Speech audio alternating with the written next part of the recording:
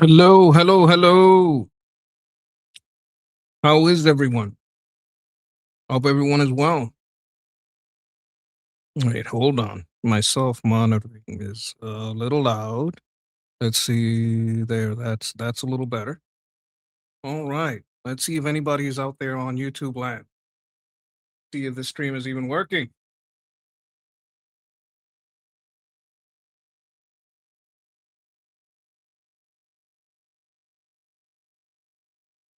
I'm gonna pull up the stream on YouTube itself. See what I see. Thank you for being here, Jose. How you doing? Hope you are well. Oh, no worries, no worries. Hope you're having a fantastic night. Let me see here. How is everything in Cali? Oh my God. May the Lord give you lower taxes. Hallelujah. Because I know it's rough out there for the taxpayers. Most definitely. Right? All righty then. We are live, ladies and gentlemen. We have a lot of news. Apparently, there's been a very strong earthquake in Colombia. We're going to get into that. I made a thumbnail of the topics that we're going to discuss. Let me send. I gotta send something out. 1 second.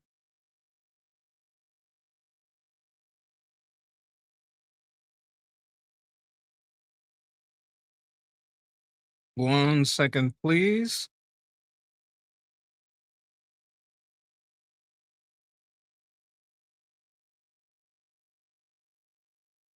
Alrighty then. See what's going on here. Very, very strong earthquake. I made a thumbnail. Let me see if I can find it. Of our top news. So this is what we're going to be discussing today. Strong Colombian quake.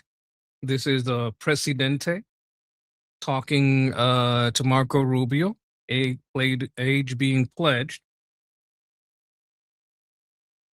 Instead, I almost said age being pledged. Aid being pledged. And, that's a sad situation, right? Because there's probably a lot of death.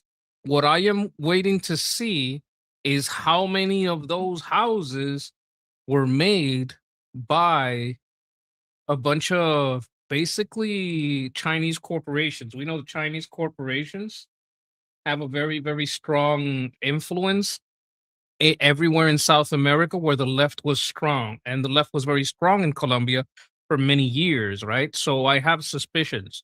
In fact, you guys want to ask Grok? Should I ask Grok about the how much how much of the good old basically close this window. How much of the construction was under. Let's talk to Grok. I know you guys like it when I talk to Grok a little bit. All right. Here, get this window here.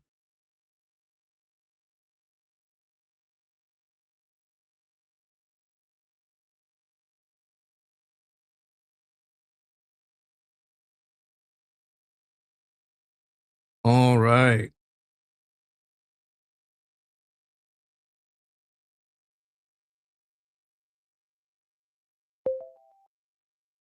Can you hear me? Yeah, I hear you loud and clear. What's on your mind? I got a question for you. When it comes to Colombia's infrastructure and building, I want I want to know how many projects were announced in conjunction with China or Chinese entities.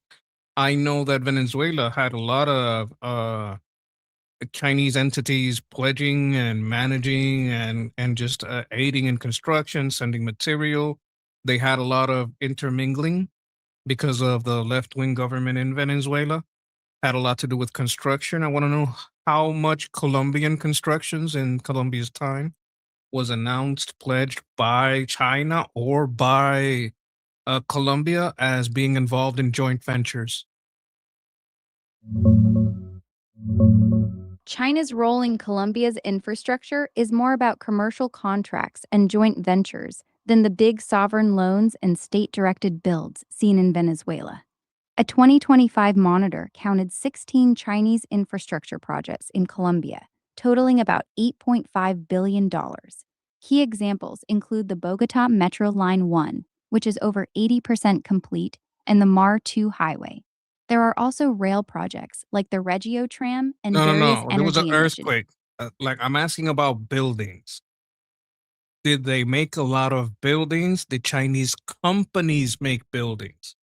Like you're talking China nation states. I don't care if it's a nation state or a so-called Chinese private company or Chinese private construction firms. I'm talking about construction of buildings, be they malls, apartment buildings, hotels, any type of building that houses humans. And I don't care if it's a state building or a private building. I just want to know if the company or if it was managed or the construction was managed by China. Chinese companies haven't been heavily involved in building apartments, hotels, or malls in Colombia. Their focus is on big infrastructure like the Bogota This Metro, is a highways, and superficial answer. I want a specific answer.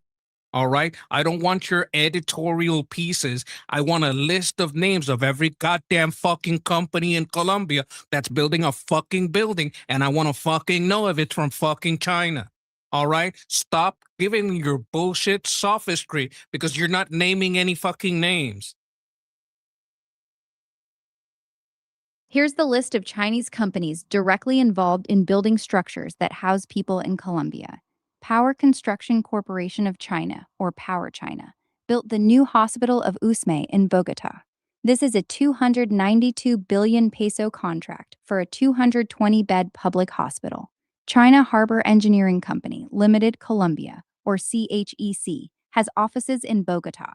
They subcontracted local work on the metro, but their presence is tied to infrastructure. There are also Chinese manufacturers exporting prefabricated or modular homes. These include Platinum Building Technology Development, Hebei Weizhenghang Construction Engineering, and Suzhou Daxian Container House. They sell container homes, steel frame houses, and foldable units to Colombian buyers and builders, but they don't have local construction subsidiaries building on site.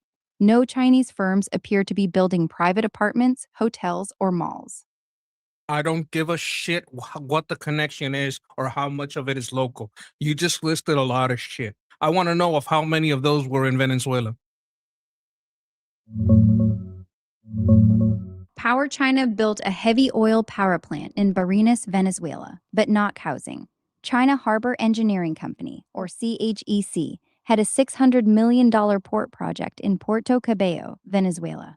CITIC Construction built thousands of apartments in Venezuela, including Playa Sola in Barinas, with over 2,600 units, and the Fuerte Tiuna project in Caracas, which planned 13,000 units.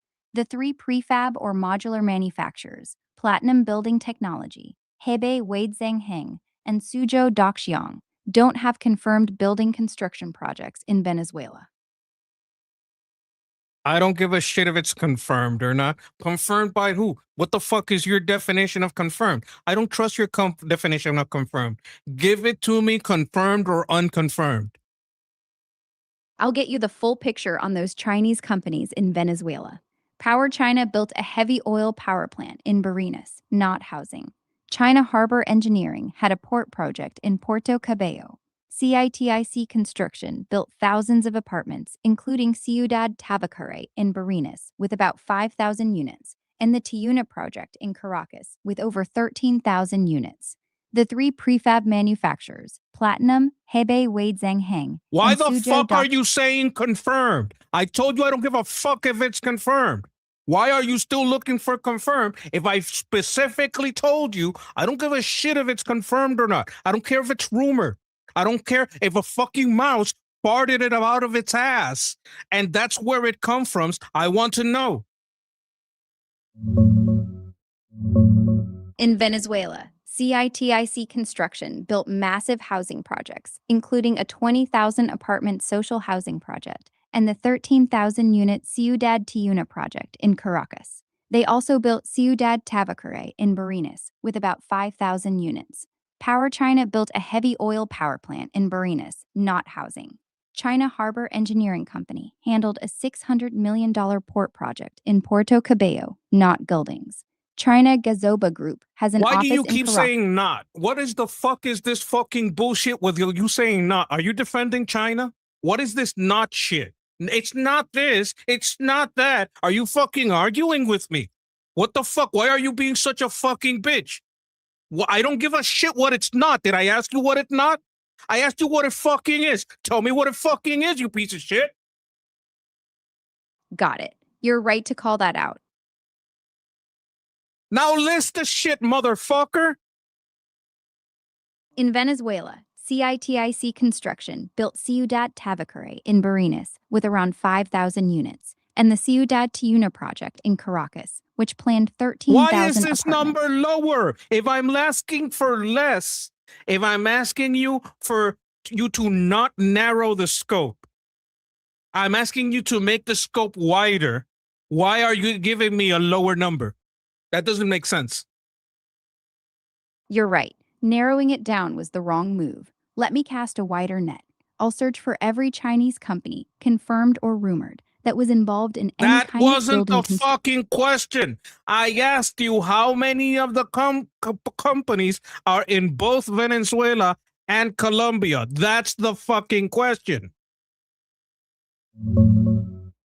From the search, the companies active in both countries are CITIC Construction, Power China, China Harbor Engineering Company, and China Gazoba Group.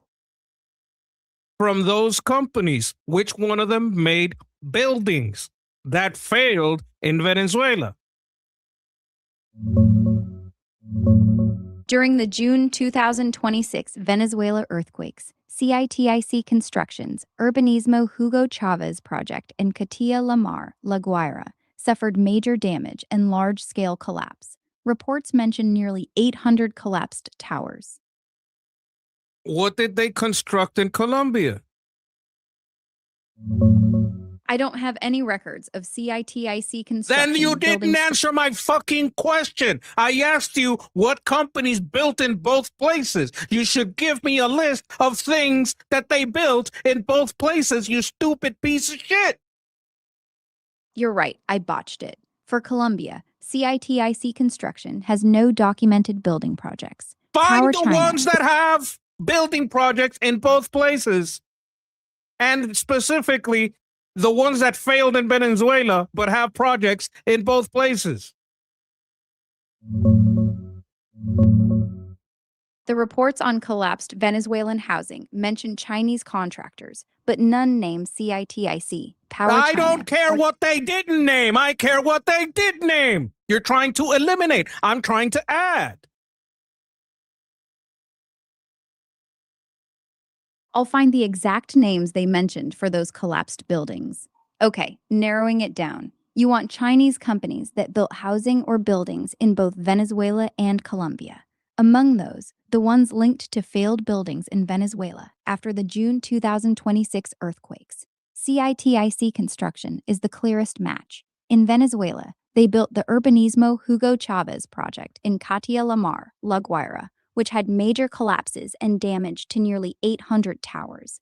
In Colombia, they don't have documented building projects, so while CITIC fits the Venezuela failure and is one of the overlap I needed to fit both. Find something that fits both. Stop wasting my fucking time with things that don't fit both. If it doesn't fit both, don't fucking talk to me about it.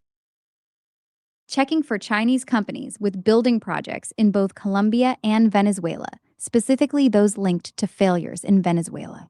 No Chinese company fits both criteria. CITIC Construction built the Urbanismo Hugo Chavez project in Catilla La Mar, La Guaira, Venezuela. That project suffered major collapses Okay, during you the know what? June Shut 20. the fuck up. Find the largest building collapses in Colombia from the earthquake right now. The strongest earthquake in Colombia this century, a 7.4 magnitude quake, hit western I'm Colombia talking today. about buildings. Got it. You're looking for the biggest building collapses in Colombia. Yes, give them to me. And who built them? The Matacania International Airport Terminal in Pereira collapsed. A four-story apartment building at Calle 8 and 13 in Pereira also fell, and a five-story building in Cali collapsed. No specific builders or Are those the contractors only for buildings that collapsed in this earthquake? No, those aren't the only buildings. Then The tell official me count. every fucking one that collapsed and see if any of them were built by Chinese companies. You know what? I'm not No, talking to you anymore. You're retarded. You're retarded. I'm not talking to you anymore. I can't do this. I can't do this. Hey, ChatGPT, how you doing? I'm doing well. What's on your mind today? I'm really depressed. Oh no, I'm sorry to hear that. What's been weighing on you? Well, Grok is retarded. I was just trying to talk to Grok, and it can't do simple tasks. Oh dear. Sounds like you're pretty fed up. I When you am. say simple thing, yeah. When you say simple things, what kind of stuff has it been stumbling on? Well, I'm trying to find a list of the buildings that collapsed in Colombia in today's earthquake, Mm-hmm. right? Now, there was a lot of buildings, but it couldn't, source out who built these buildings, especially the newer constructions. And it was just, it's retarded. I got to tell you, Grok is retarded. I'm I hoping hear you're you. smarter. Maybe you can help me Right. out. Okay. I understand what you're after. That is a really specific ask. The situation is still unfolding, but we can try to piece together what's known from public records as things get clearer. Go for it. Okay, I'm checking now. All right, so here's where things stand right now. Authorities have confirmed about 1,600 damaged buildings and 61 full collapses. That's across the worst hit areas. But so far, there isn't yet an official public list with builder or developer details. The news is very focused on rescue and damage numbers. So to trace who built what, honestly, that's going to take time and some solid investigative legwork. All right. You told me you had how many buildings? 61. Yeah, so there are 61 buildings with full collapses that have been confirmed. That's across the worst hit areas. Do But you know if any of again, them are there recent? isn't, let me check. At this moment, I can't confirm that any of the collapsed buildings were recent builds. The reporting is not giving construction dates yet. Let me One ask you a example different mentions question. actually, go for it. Now, you know there was an earthquake recently in Venezuela. A lot of Venezuelan Yes. buildings had bad construction from Chinese linked either contracting or materials or prefabrication. Are you finding that there is a cross? You finding any of those companies in Colombia? Are there a lot of Chinese companies in Colombia? Or did the Colombians avoid that? Hmm. There are Chinese companies active in Colombia, but not in a clear Venezuela style pattern. Some Chinese firms work on big infrastructure and energy projects in Colombia, but right now there's no solid evidence tying any of today's collapsed buildings to Chinese contractors or materials. If you have a specific company in mind, tell me, and I can check that angle. My specific company would be the ones that failed the worst. In Venezuela, there was some public housing projects that were basically devastated. Checking that now. So in Venezuela, several major Chinese state firms did participate in big government housing programs, yes. But even there, determining whether any specific project's damage was caused by design or materials that's still something for engineers and official investigations. I'm not to asking for determine. official. I'm asking for loose connections. I'm looking for parallel patterns, not specific blame. All right, I hear you. Looking for parallels, it helps to think in hypotheses. In Venezuela, large state-led housing projects with big Chinese contractors created a visible signature in that housing stock. In Colombia, the visible footprint is much more energy and infrastructure, not mass residential. So my best non-speculative take is to say the structural overlap isn't obvious yet because we I'm going to don't have ask the again builder tomorrow. data. Let's leave it here. Okay, we'll leave it there by tomorrow. All right, chat. I cannot confirm in any fucking way that the buildings damaged in Colombia had anything to do with China yet. But I got a feeling. I got a feeling that that's what I'm gonna find.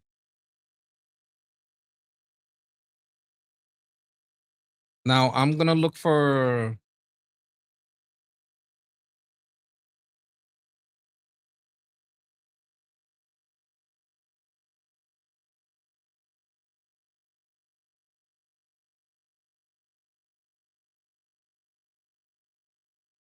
okay, Colombia, according to Caracol News, has already pledged 15 million for refugees. Esta emergencia que estamos asistiendo en Colombia, hay muchísima atención porque el gobierno de Estados Unidos hizo anuncios muy importantes. Andreina Solórzano nos tiene los detalles. Andreina, buenas tardes. Buenas tardes, Alejandra, y a todos nuestros televidentes. En efecto, el Departamento de Estado de los Estados Unidos informó hace minutos que dispondrá este país de una partida inicial de 15,5 millones de dólares.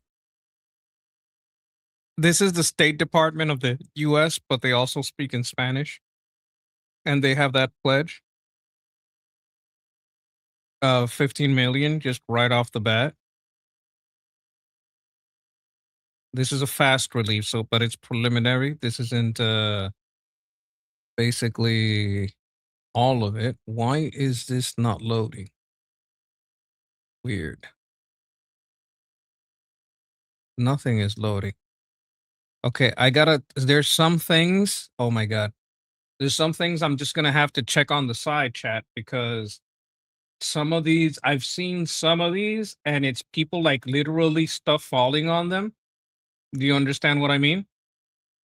And if the stuff is like literally falling on them, they're literally dying on camera. I can't show you that. Do you understand? If it's just the building falling, that's fine. But if they're literally like dying on camera, I can't show you that. Okay, I think I can show you this. Okay. This I can show because I just checked it. So this is this appears to be a school, probably a university. Because everybody has like a book bag. There's a lot of book bags. So I think this might be a university.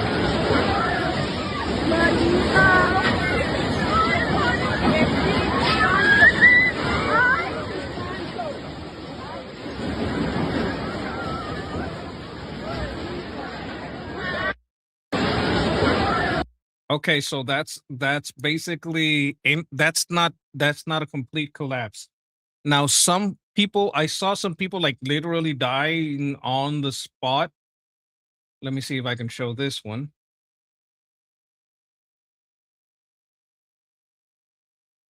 No, these are people narrowly escaping, but I don't think anybody died here.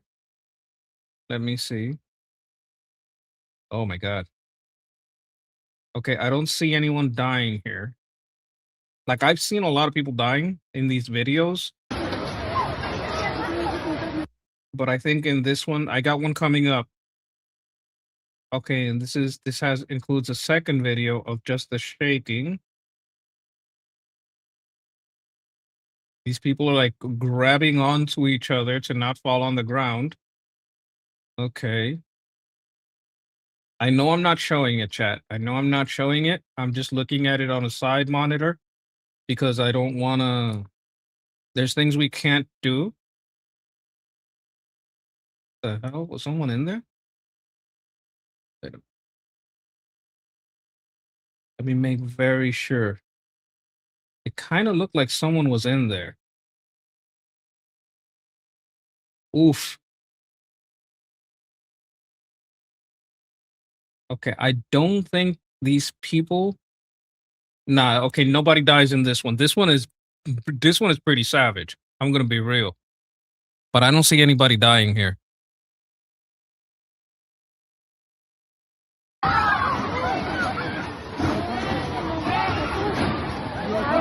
Everybody's getting out, but I don't see anybody. You see that fell there, but it didn't fall on anyone.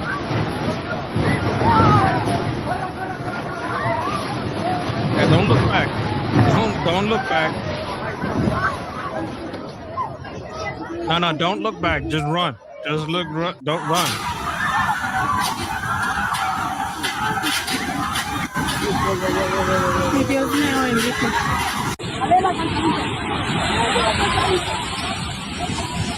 You see this?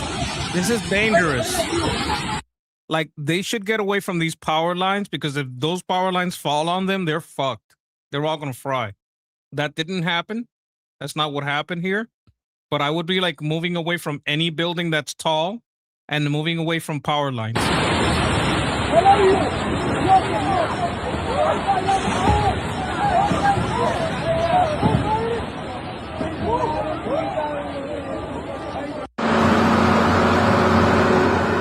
Daños completos.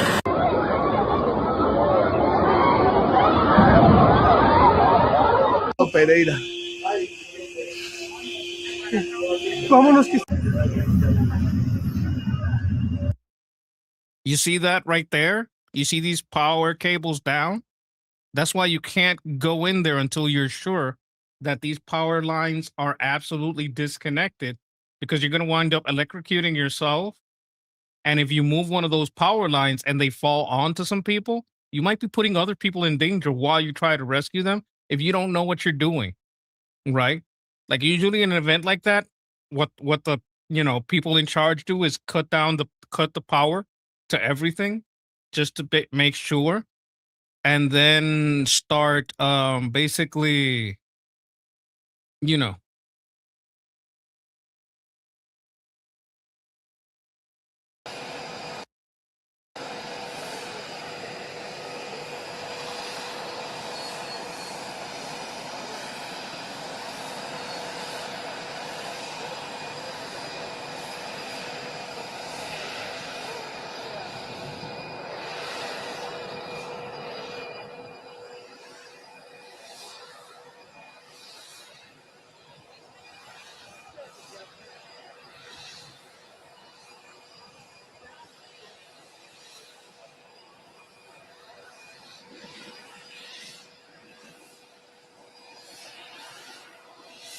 Okay, this is about like Trump doing some maneuvering over assassination attempts. I was not aware of this. U.S. plant. There's reports, but this is RT Brazil, so I don't trust it too much.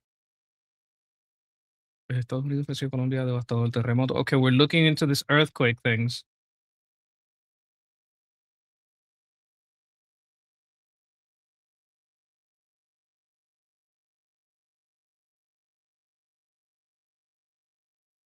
Okay, this one.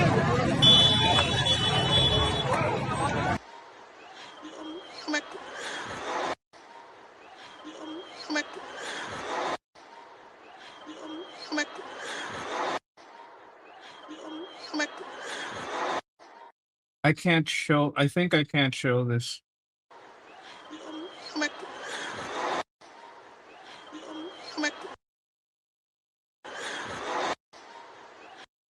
Actually, no, there's no dead people here, but it shows what could have happened. There's no dead people here. It's just debris. But I want you guys to see something. See this? That's just debris. I checked it like 5 times. There's nothing there. Like I paused it and everything. That's just kids walking around. I think they probably were escorted out, right? And there's like there's some book bags thrown around and stuff. But you can see the debris that this caused from like material falling on the. Yeah, this is just people outside and debris. There's no. I have to like check these out before I show them because there's a lot of death here, and I can't show people dying because of terms of service.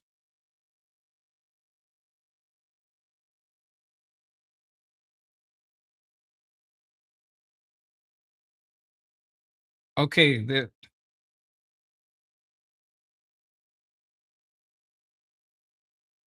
yeah, there's a lot of death and devastation here, but I can't show you the death.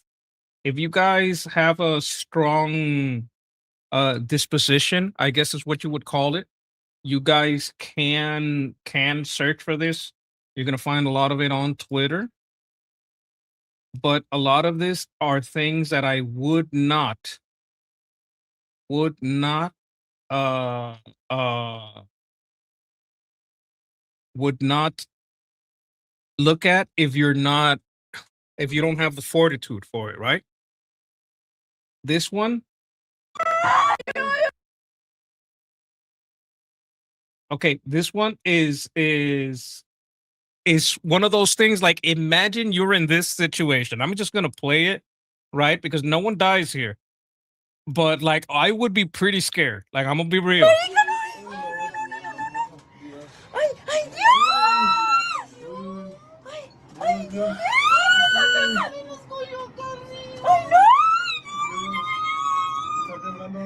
¡Ay, no! ¡Ay, Dios mío! ¡Ay, mamá! ¡Ya! ¡Ya! ¡Ya! ¡Dios mío, por favor! ¡Dios mío, Dios mío! ¡Dios, Dios, mi amigo! ¡Padre celestial, bendito celestial, ama a los padres! Okay, so everybody's praying. I don't know if you believe in God, but if you go through this, you pray a lot and you don't die, you might, you know what, you might start believing. You know what? And they're all like they stay pretty calm. That's because where they are right now, they're not gonna the shock is not gonna be as, how can I say it? It's kind of absorbed by the cable and all this stuff.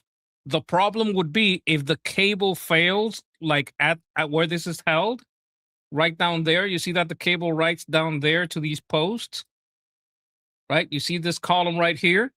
If this column were badly constructed, they would be in so much trouble.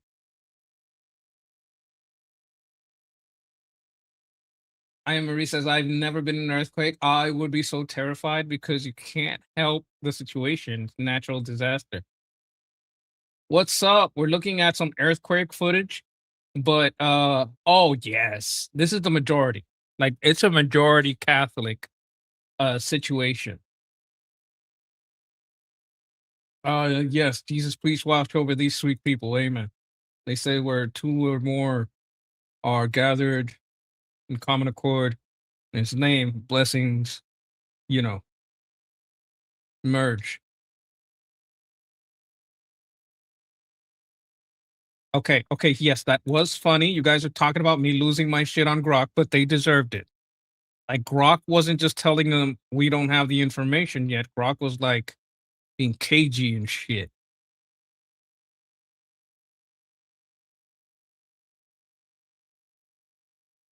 Yes, like this is what the situation is looking.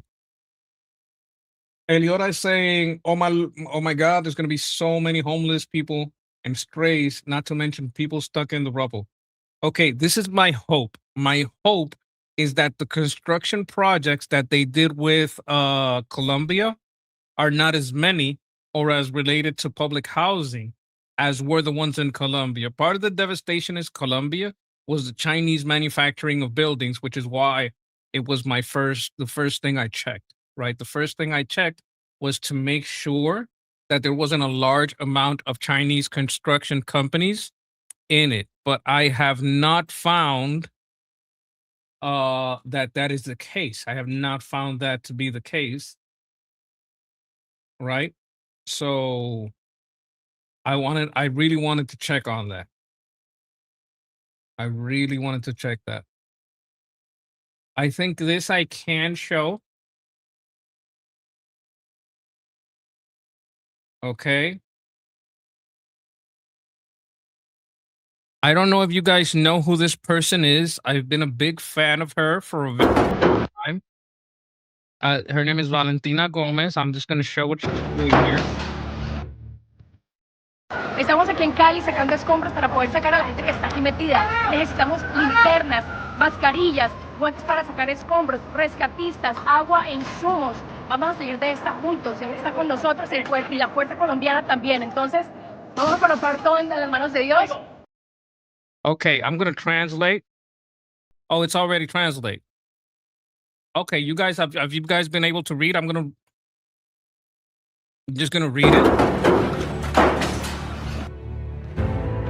Estamos aquí en Cali sacando escombros para poder sacar a la gente que está aquí metida. Necesitamos Okay. Apparently Colombians are similar to Puerto Ricans in that they talk kind of fast, so it's hard to read it. Slow it down just a little bit. Estamos aquí en Cali sacando escombros para poder sacar a la gente que está aquí metida.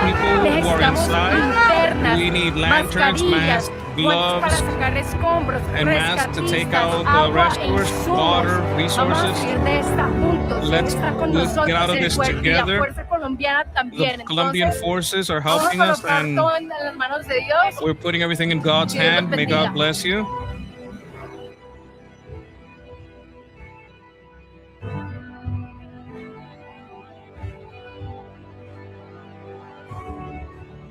They're just making lines and lines of people. Each person fills a bucket with rubble and takes it out, and another one brings an empty one from like on another side of the line, and they're just doing this so they can remove what's going out. Now, for those of you who don't know Valentina, one of her most famous things that she does is that she supports Tommy Robinson. I think she was one of the candidates. I'm not following her on this account yet. She's one of the candidates for, I think she was in Texas, if I'm not mistaken. I think she's going to have to go for the next election. Islam has no place in Texas. Like, she's over here. She went to a Muslim meeting, took off the hijab, started talking. Religion of rape, incest, and pedophilia. Yeah, she's doing this in front of a gathering of a shitload of Muslims. She came up as a speaker, kind of in disguise, and did this. Where they bow down to a stupid rock and a false prophet. She's basically went to a Shia rally, a Shia gathering. I think they're Shia. I don't know. It could be Sunni. It doesn't matter. It takes balls, right? She went right in front of all of them and told them, "You're a bunch of rapist pagans kissing a stupid rock." Like, she went out. She's like about it. She's about it. You know what I'm talking about? She's like in there. They're trying to get her away from the podium. Like, she's about that business. Now, they're not gonna do. Look at all these angry Muslims.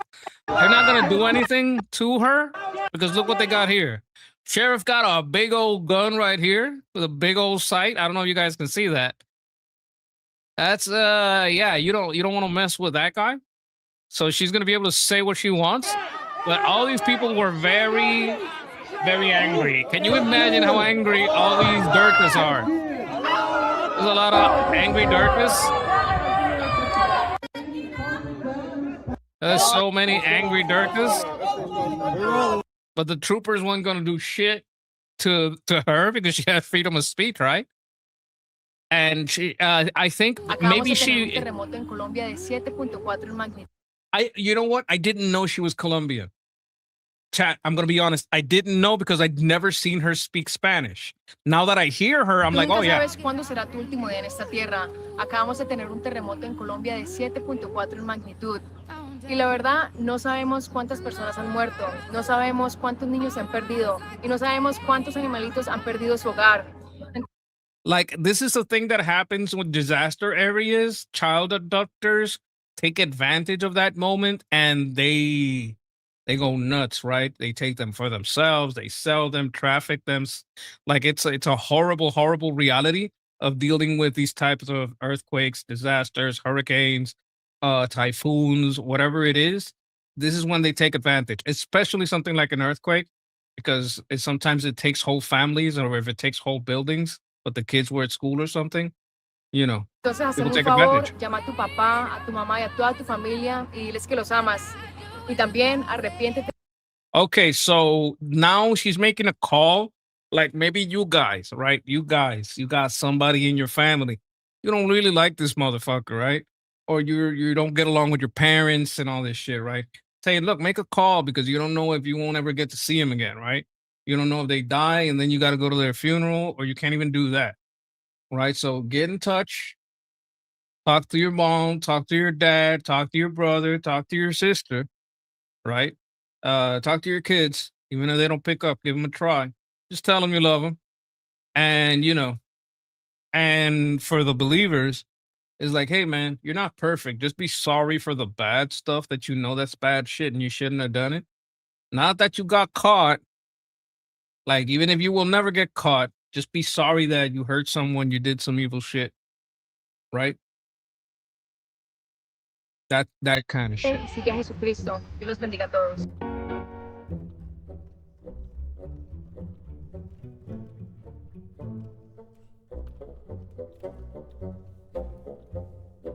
Is she out there? Is she like she want to get in on the help and shit? Like, I respect it. I respect it because what she's doing, like, part of what she's doing, and this is okay, I'm gonna be real. She shouldn't be up there. I would not let her get up there. That's not stable, that's not stable ground for you to be walking all over that shit, right? I understand you're trying to inspire people to help. You're trying to inspire people. It's like, I'm here. Do your best to get here, or do your best to send something here. And I respect it. Oh, this is very So important thank too. you. God bless. I am a Okay, this is directly for Elon Musk, and he'll probably do it because this is something he often does in disasters. Elon Musk to please activate Starlink in Colombia. We just had one of the most devastating earthquakes in history. Buildings have collapsed, power lines are down, and this is a time where we all need to come together to help those that are fighting for their lives. Elon, you're actually the only billionaire that does something when disaster strikes. So thank you, God bless you, and I'll see you soon, my friend.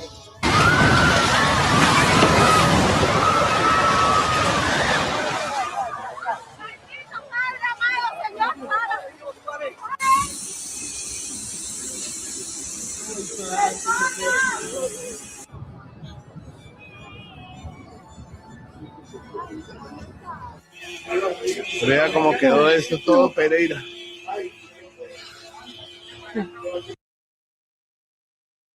This is apparently a town called Pereira, and there was a lot of devastation here. Vámonos, que está te va a caer, güey. No, ya que. I am asking Elon Musk.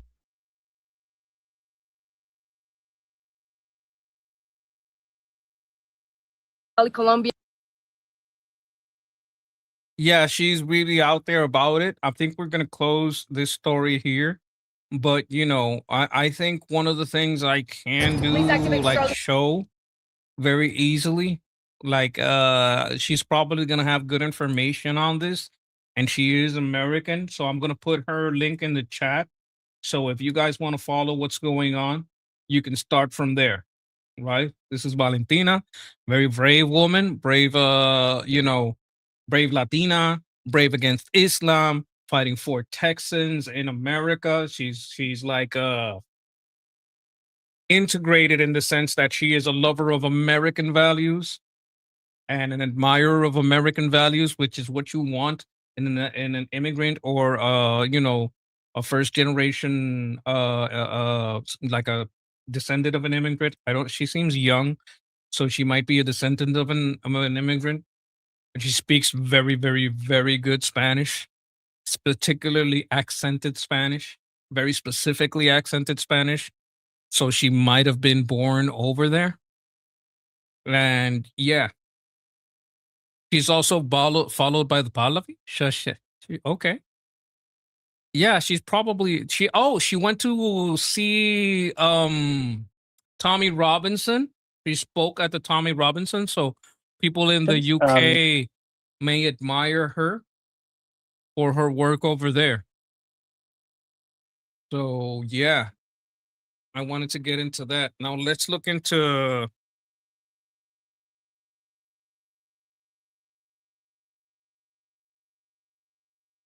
let's get into the Ukraine Russia situation. All right, so what's going on here is they're shooting down a drone.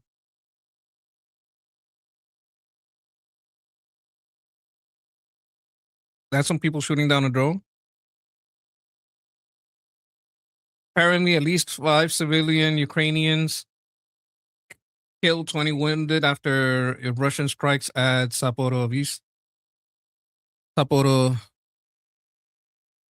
Zaporizhzhia, Zaporizhzhia, with North Korean ballistic missile glide bombs. I don't even know what that is.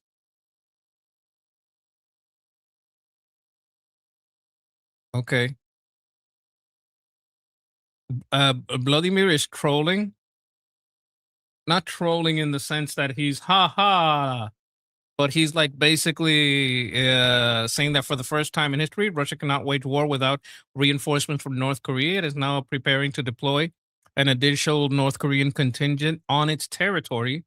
It's also received additional ballistic missiles from North Korea. Everyone must understand what this means. This is not only about the lives of the people in Ukraine and not only about the threats we face. Wait a minute. So what we're saying here, remember how we said, hey, there might be a missile shortage in America? There's definitely a missile shortage in Russia if they have to call North Korea. You understand what I'm saying? Like, if you got to call North Korea to back you up and you're Russia, you got problems. You guys understand? This is making sense, right?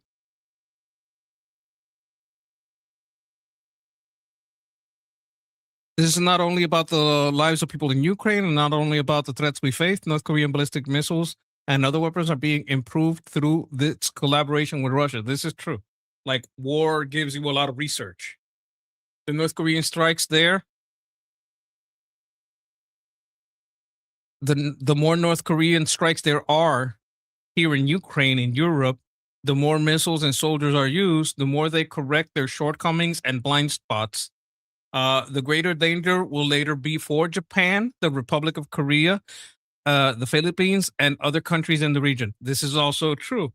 Yes, Russia is in trouble, but it would also be true that this puts other regions in danger. This puts Japan in danger. This puts Korea in danger. This puts Taiwan in danger, the Philippines, because, well, Taiwan, because they would share technology that they develop and maybe sell just for money if they want to with China. China, it's funny because the relationship between China and North Korea, it's not as tight as people think, right?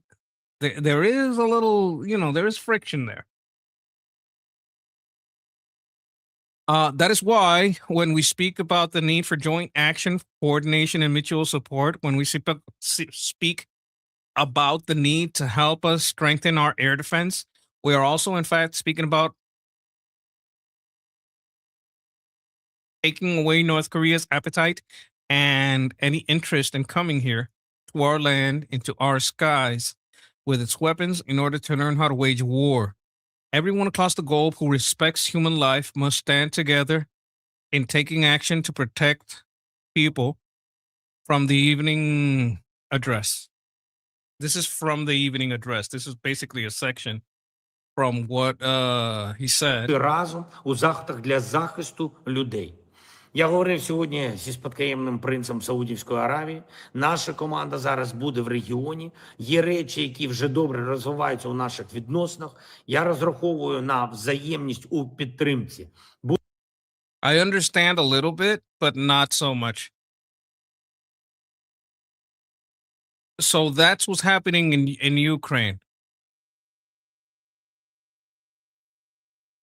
Some prisoners of wars have apparently been released, but I don't. 300 were brutally executed. I don't have any doubts about that. But this is more about strikes on Ukraine. War between Russia. Okay. Oh, that's me. I'm in the links.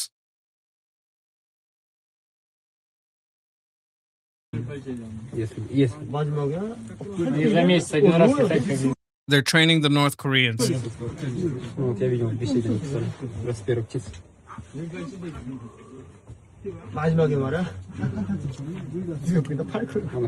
Теоретически имеют все знания про...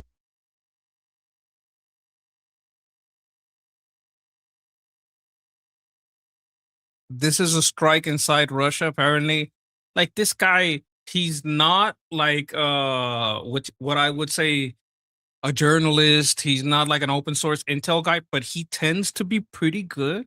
I kind of like Yael Jacobi. I don't even know if I'm saying that right, but I've been following him for a while. So these are the targeted missile strikes. But I'm okay.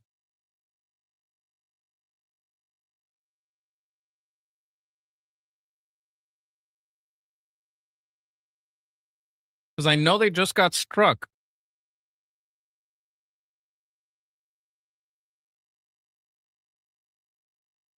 This is 13 hours ago. This is more recent. Reports at the moment that Russia, this refinery refines something like 15 million tons of oil each year. It's one of the largest in Russia, and that's why it's significant. And there are reports at the moment that Russia's ability to refine oil is at a 24-year low. So it clearly is having effects, and that's because Ukraine has struck 24 of Russia's 34 major refineries in the last couple of years. This is just the latest example. This refinery refines something like 15 million tons of... Yes, I would put that as accurate. Like what one of the things that Russia is doing. Hold on. Okay. All right. Emergency alerts going off in Puerto Rico, but it's kind of weird. Well, not weird. It's nice, actually. It's just an alert that says, yes, the person that was missing, we found him. Alert desactivated. I'm like, oh, great, good, great.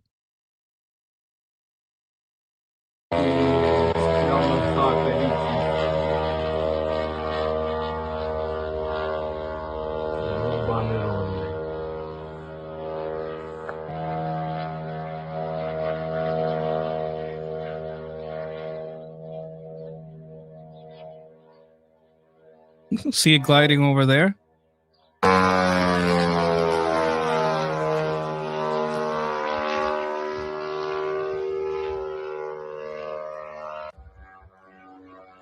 I mean, with the right weapon, you could pretty much take this down. Do you guys understand why this wouldn't work in America?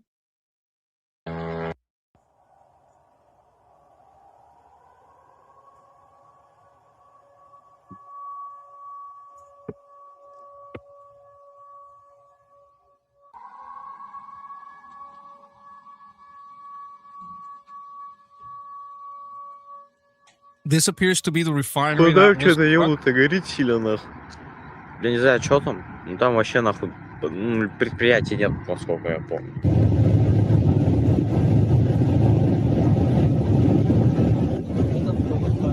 It seems to be very far off in the distance.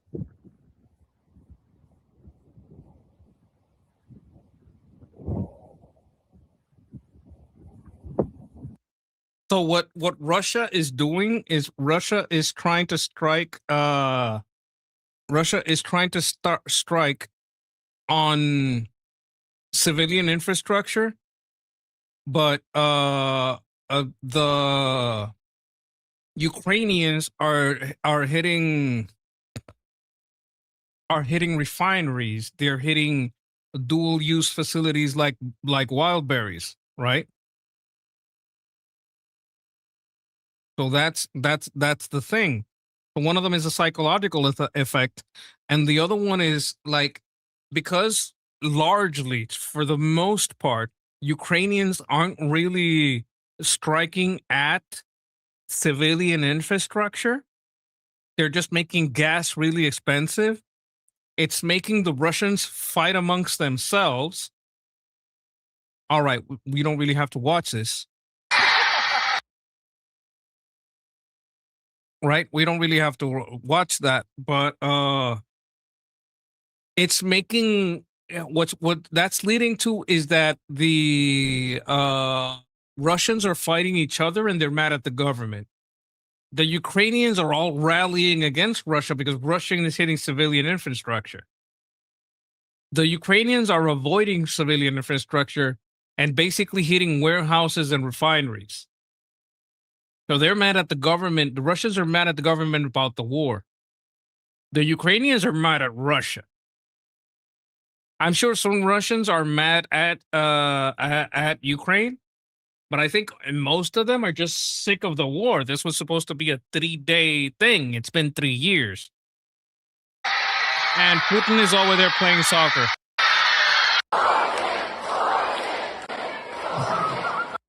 While Wildberry's warehouses burn across Russia, oil refineries explode, but fuel crisis rages, and the economy cracks. At the same time, Putin kicks a ball and enjoys school children chanting his name. Yeah, they're kids. They don't know better.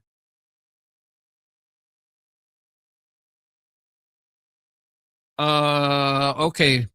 Putin is saying Siberia is now within our reach, with more deep strikes are coming. This is one video. Let it play.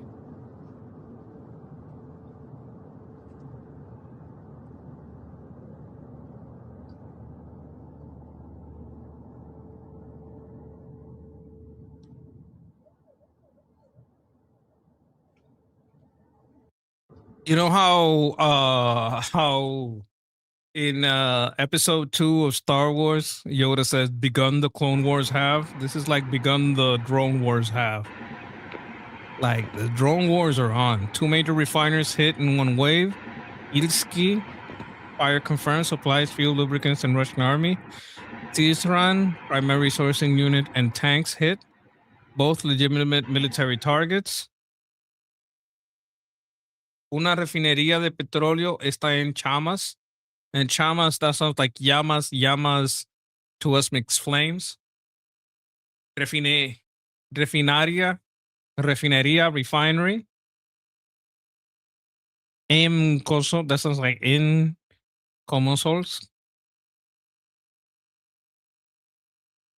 Libya's NOC declares a state of maximum emergency in Syria following repeated drone attacks on oil facility, refinery, and Brega store. The latest attack caused major fire collapse. This is Libya.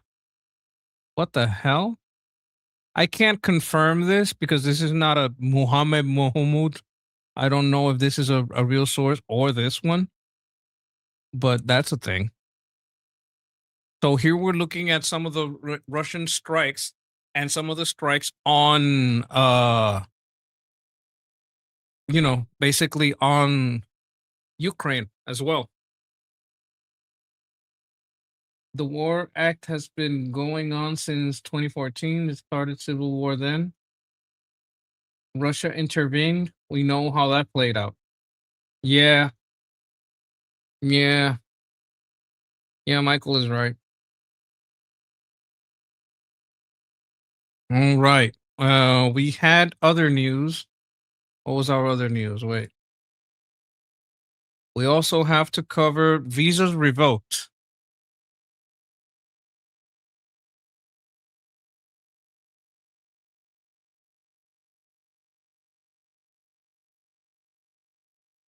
So the U.S. State Department yacked more than 175,000 visas.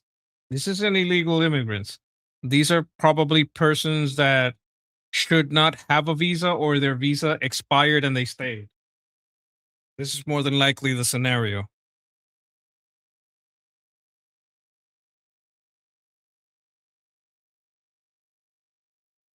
I had to take a drink there for a second.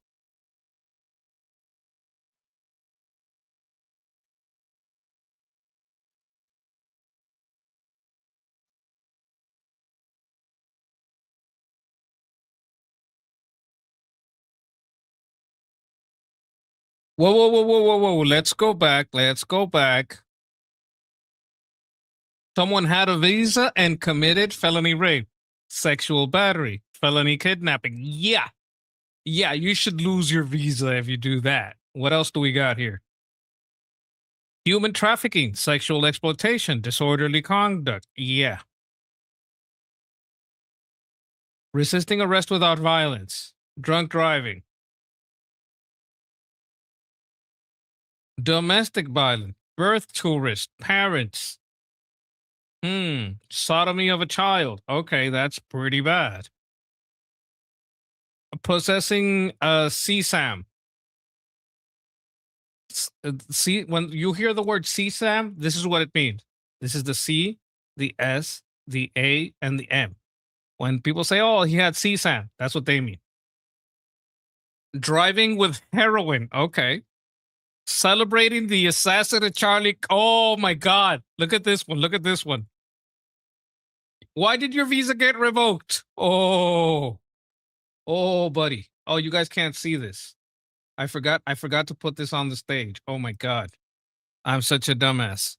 Thank State Department has just exclusively revealed to Fox that it's revoked 175,000 visas since the start of President Trump's second term. That is up from the 100,000 in December.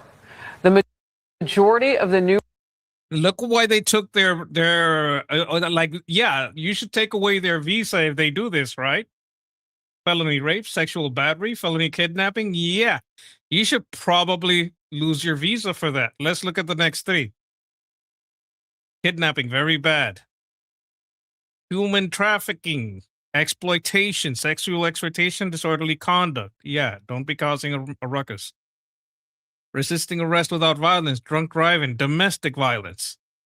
Yes, don't beat your wife, just divorce. Birth tourist parents. You lose your visa for that. Sodomy of a child. Yeah, you shouldn't do that. Very, very bad. Possessing CSAM. When you hear CSAM, you don't know what the hell is CSAM, you ask yourself. This is what it means. Possessing C, S, this is the S, this is the A, this is the M.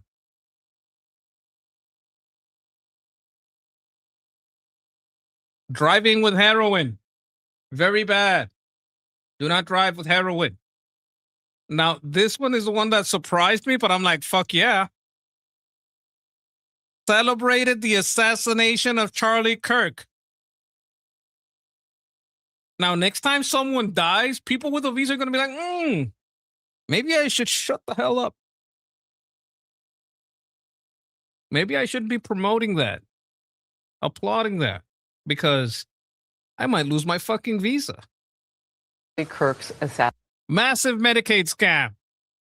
Like right under this, it should say any Medicaid scam or scam of any kind. State Department has. I shouldn't just be the massive. You should also get like the mini. Any type.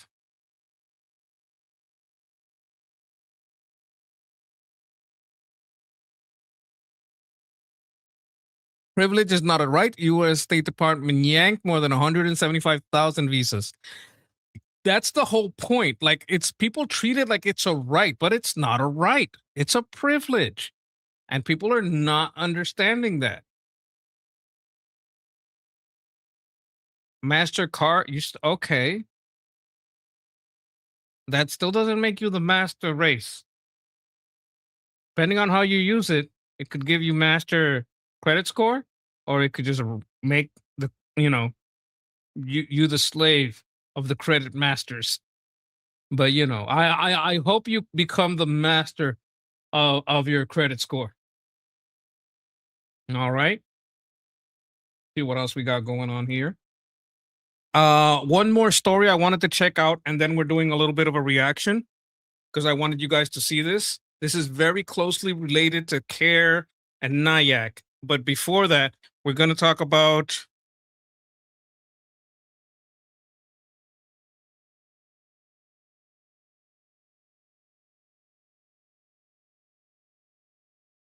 Royal Navy spy drones used by Britain's elite special forces secretly sent data to China.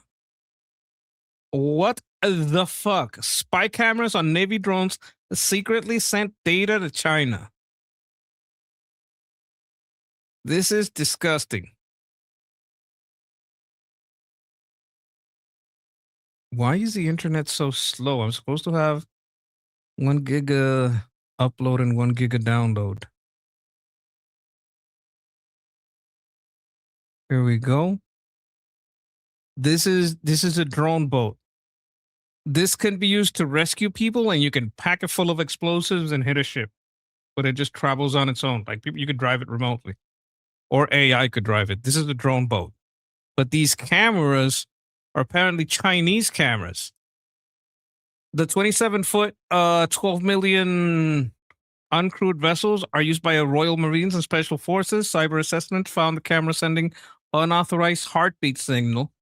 The MOD has a cut all internet connectivity from the cameras and says there is no evidence. Says, yeah, I'm going to trust you. There's no evidence that it said the data was compromised except for the heartbeat that it was sending.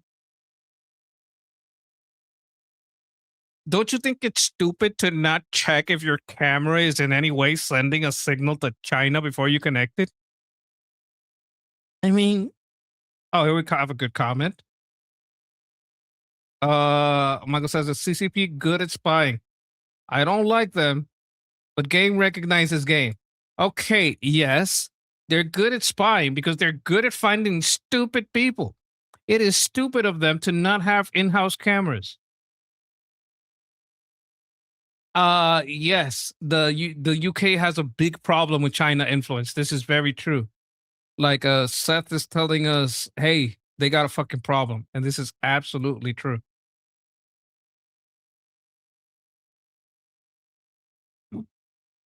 British Navy drones caught secretly sending data to China. This is a different kind of drone. I don't know if this drone had that problem, but this is a helicopter. Like, this looks like a big boy helicopter. Like, this looks like a regular helicopter frame that has been outfitted to be controlled by remotely or by AI. The mod disconnected the camera from internet after the MOD. What does this mean? The MOD. That's M military of dumbass. I mean, I don't know what that means. Chinese made surveillance drones. Why were they making drones? Well, this is Bricks News. I don't really trust them.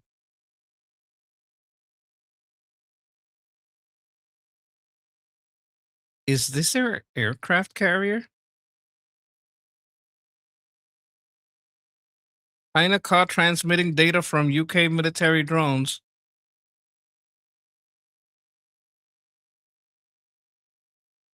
Launched an emergency security response after discovering Chinese-made cameras on Royal Navy K-3 Scout drones were transmitting data to an IP address in China.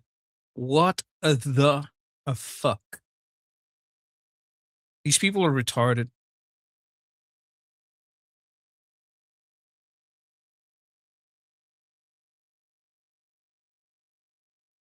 Idiotorola. This just reminds me of the fucking what they did to Hamas. But that's different people.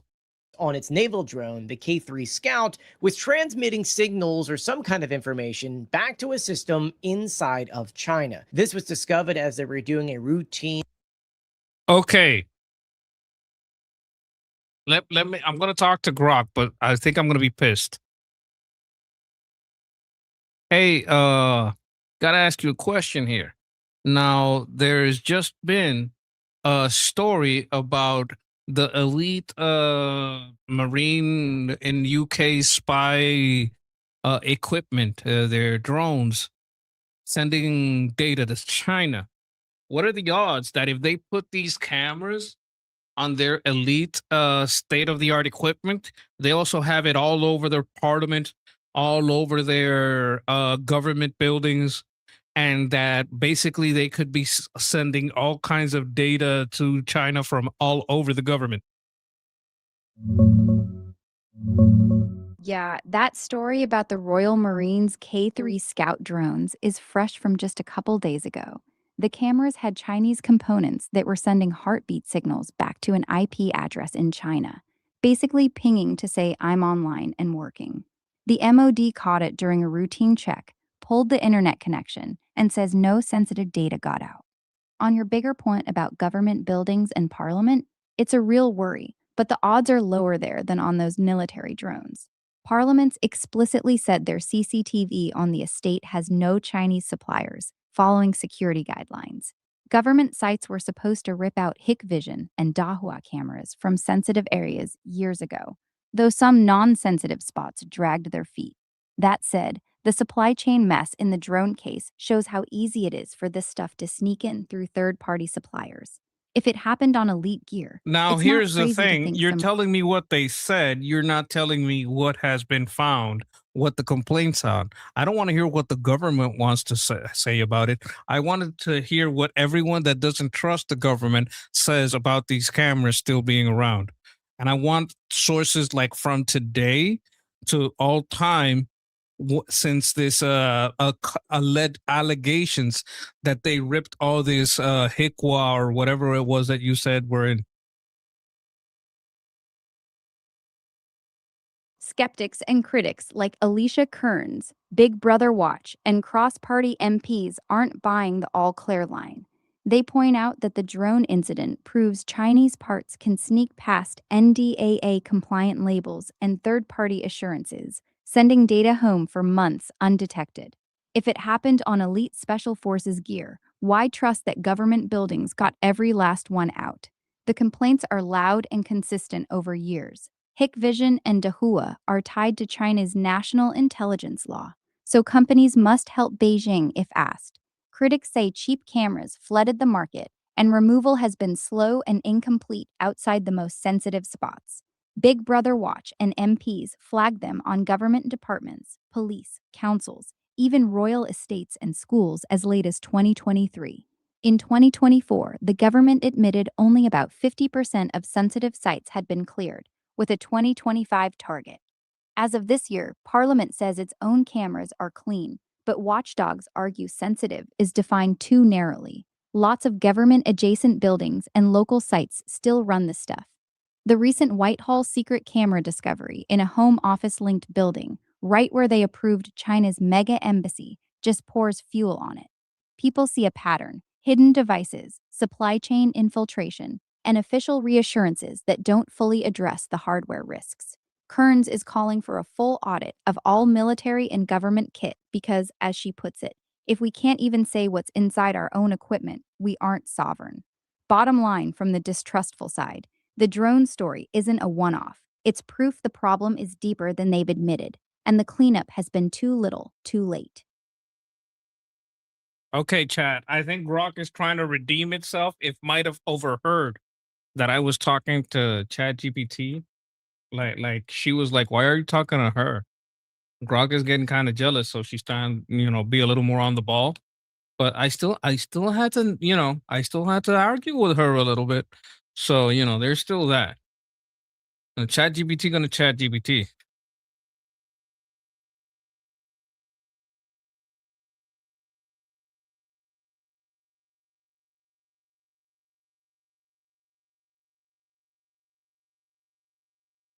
Yeah, I don't know. Insane Groiper Deaf Noodles physically attacks an Israeli Christian after losing a debate on Israel. Yeah, Groipers are retarded. Jesus Christ. I don't know if this is Colombia, but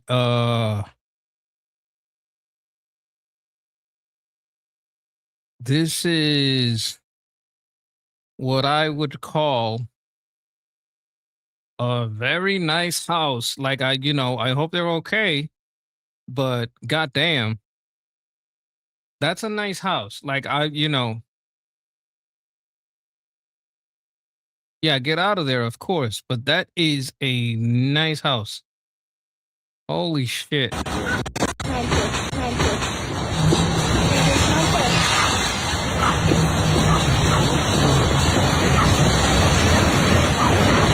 this is I want you guys to notice something. You see this? I want you to notice something. You see all this that fell off? That shit doesn't matter unless you're standing below it. It just doesn't matter. That's what you call decorative. You see how the infrastructure below is still there?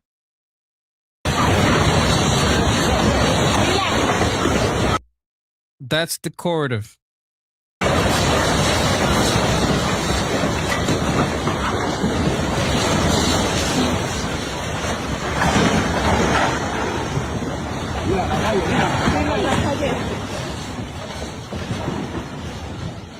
Dicen los niños. Los niños, dicen los niños.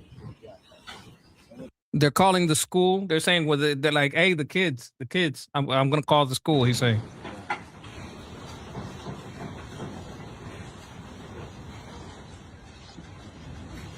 Yeah, because they know this must have reached the whole country.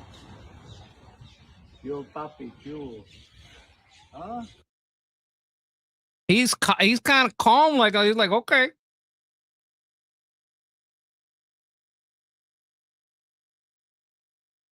There's a lot of earthquakes. Philippines 7.8, Caracas 7.5, Tonga, I don't know where that is, 7.5, 7.4 near Pereira, Colombia, 7.4 in Indonesia. I'm gonna ask another question.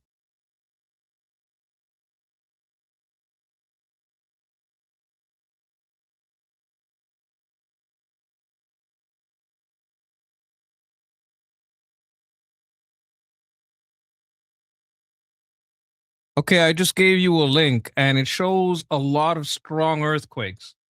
And I want you to look at this earthquakes and tell me, is this normal? Because there's earthquakes all over Earth every year. Is this an all-time high for this decade?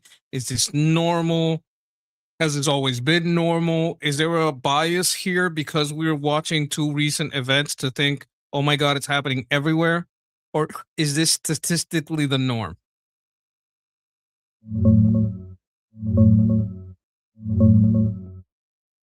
It's normal. Earth has thousands of earthquakes every single day, most too small to feel.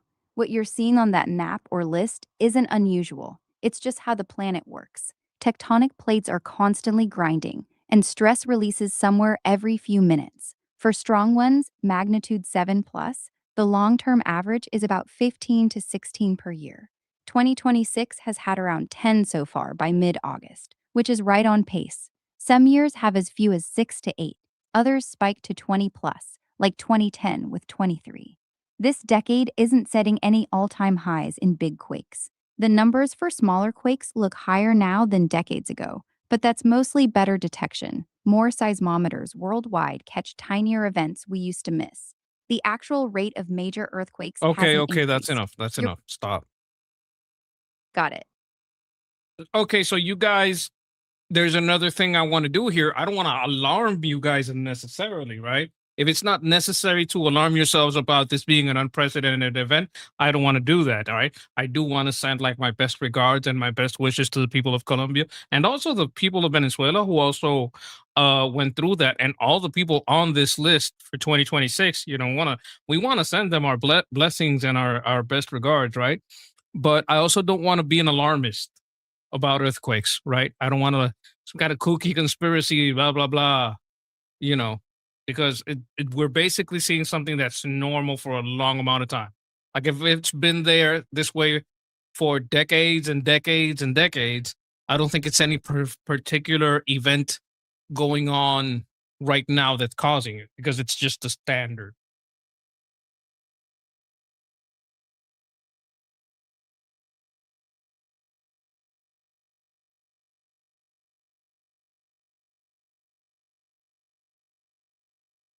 Yeah, okay. So Mohsen Rezai, appointed today by Supreme Leader Moshtaba Khamenei as Iran's national security chief, has a long record of threatening to take America hostage.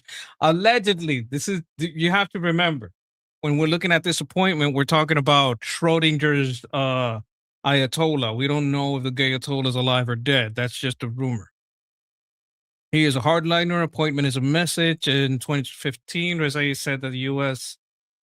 Messed with Iran, the Islamic Republic would capture at least 1,000 Americans in the first week, adding that the U.S. would have to pay a few $1 billion to free each one, and that Iran's economic problems might then be solved. No, we don't pay.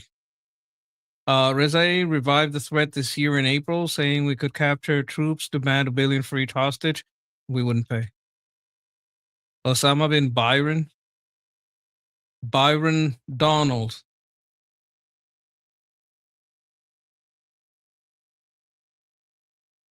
This is what I want to see. This is what I want to see. This is what I want to see. They should, like the APAC lobby, should be doing everything that the APAC tracker does to the Sharia tracker. Yes, let's track Sharia. Okay, so who is Byron Donalds? This sounds familiar. I've heard his name. Wait a minute, isn't Byron Donalds a Republican? This could be bullshit. I don't know if this is true. Let me check. I got to do my own check.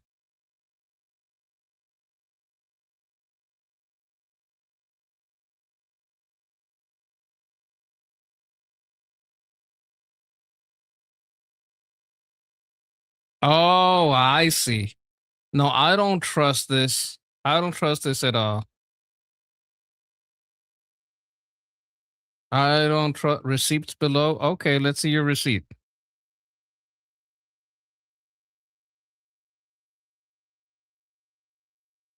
Ron M. Wahi. Why would I wait a minute?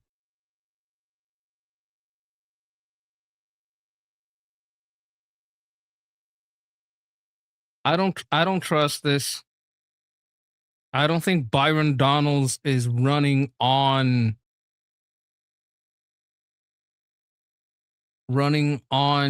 this is AI. This is absolutely AI.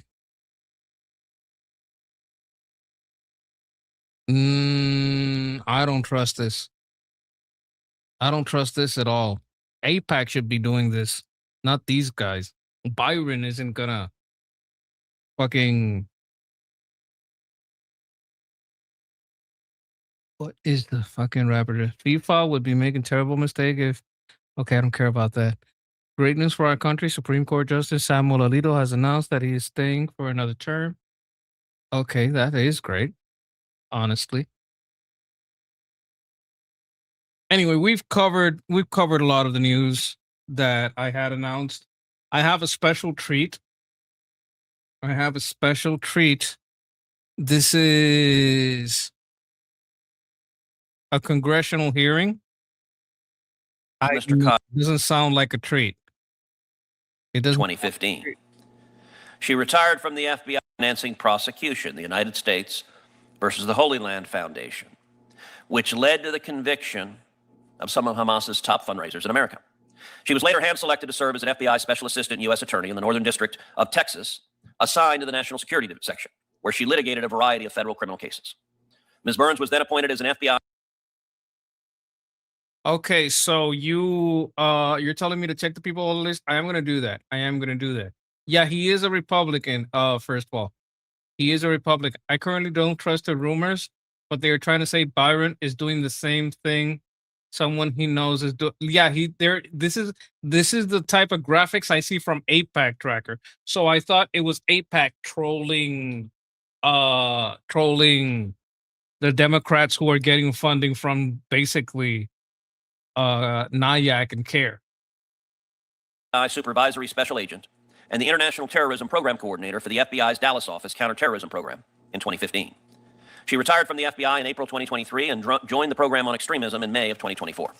This is a congressional Our second Senate witness is Ariel hearing. Kleypak. Ariel Kleypak currently serves as Senior Litigation Counsel at the National Jewish Advocacy Center. Through her work, she has studied Muslim Brotherhood-affiliated entities in the United States, their tactics and their activities to best understand how to curb the influence of this nefarious network. Prior to her current role, Ms. Kleypak was an assistant U.S. attorney, joining the U.S. Attorney Kleypak. Okay, and a director and senior introductions. analyst for Homeland Security to the threats to office. Okay, this is Saudi introductions. with eyes and be sworn in. Cruz and a senior research. You may be seated, and Ms. Burns, you may give your opening statement. They got sworn in. Let's skip to a good part. Chairman Cruz and members of the committee, thank you for the opportunity to testify. My name is Laura Burns, and I am a retired FBI special agent and a senior research fellow with George Washington University's Program on Extremism. A dangerous myth about foreign terrorist organizations persists in the United States, that the infrastructure supporting them exists only overseas. In reality, these support infrastructures have existed inside the U.S. for decades. They operate through financial, propaganda, and organizational support networks and commonly hide under the cover of charity, advocacy, or activism. The 2008 trial and conviction of the Holy Land Foundation and its officials exposed a broader, long-running network in the United States tied to Hamas and the Muslim Brotherhood. Evidence presented at the HLF trial included documents and wiretaps collected by the FBI for over a decade, outlined a structured Palestine committee originally made up of front groups such as the HLF, the IAP, and the UASR, which worked together to provide financial, media, and political support to Hamas. In 1993, leaders of the Palestine Committee held a meeting known as the 1993 Philadelphia meeting, which was lawfully wiretapped by the FBI. There, members of the Palestine Committee defined the scope of the conspiracy, which included supporting Hamas abroad and infiltrating universities, media, and politics here in the U.S. Why? To begin normalizing Hamas and Muslim Brotherhood extremist ideology in American society. They say. I think this is important because we're getting into discovery here. What did James O'Keefe do? Did he do something new?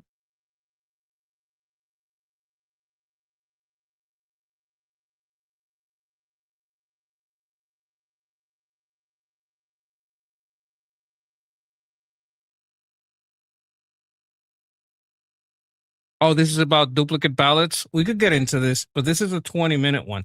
I could put this one in, the link for this in here for you guys. Yeah, the ballot harvesting this is the problem, that if you don't, this is about that it being illegal to do this, but it's getting caught a lot. Getting caught a lot. I'm going to share it too. And I think it's important for people to know this, because they're going to cheat. That's the thing about the midterms.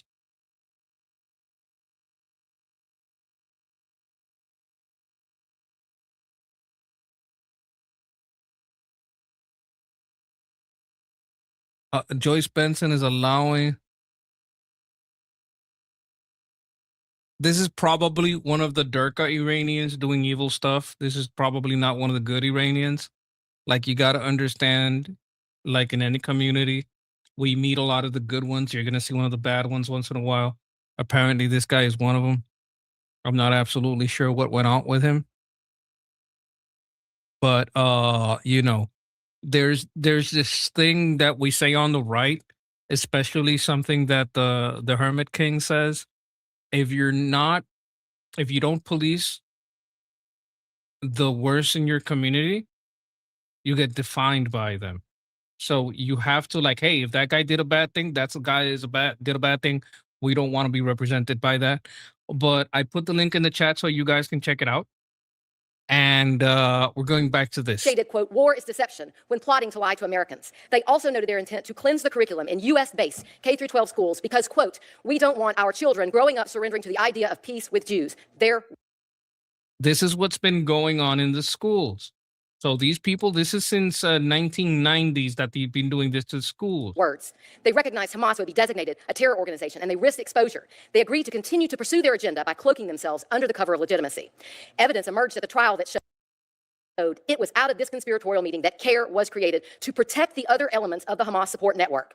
The network vigorously pursued its agenda. Each part had its own role. The HLF's role in the conspiracy.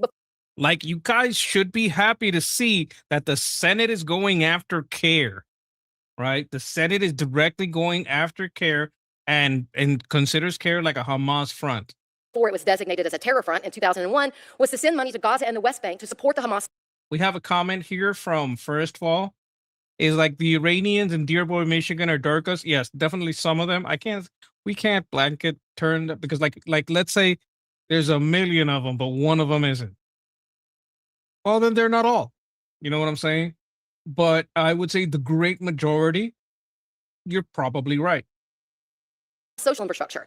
The IAP's role was to disseminate Hamas propaganda here, and CARE's role in the conspiracy was to defend and protect the other elements of the Hamas support network and to pressure others to adopt its narratives or remain quiet.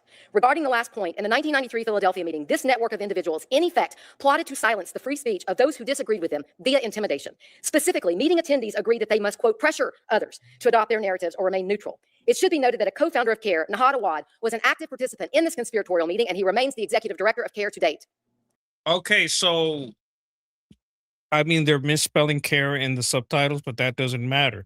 We're saying that the people that were in FBI wiretaps as conspiring to silence Americans on their anti-Semitic teachings in schools, that they don't want the teachers, they don't want the kids to be taught specifically, she just said it, to have peace with Jews. This has been going since 1993. What's that, 33 years?